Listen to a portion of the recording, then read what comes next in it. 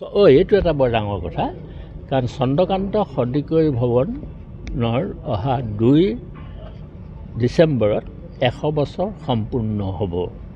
তাৰ বাবে যোৰহাট শিলচৰ হাইলাকান্দি শ্ৰীভূমিত চন্দ্ৰকান্ত সন্দিকৈ ভৱনৰ আৰ্হিৰে এটা ভৱন সাহিত্য সভা ভৱন নিৰ্মাণ হ'ব। এইটো এটা গুৰুত্বপূৰ্ণ ভূমিকা আছিলে। আৰু কি আছিলে? Assam association Singapore. ছিংগাপুৰৰ অসম এছ'চিয়েশ্যনৰ যিজন আগতে সম্পাদক আছিল তেওঁ আছিলে অভিমন্যু তালুকদাৰ, আৰু তাৰ সভাপতি আছিলে ৱাজিদ বুলি এজন। কিন্তু এতিয়া তেওঁলোকৰ লগত আমি বহুত ধৰণৰ যোগাযোগ কৰিছোঁ, কিন্তু তেওঁলোকৰ ফোনবিলাক অফ হৈছে বা ফোনটো ৰিচিভ কৰা নাই।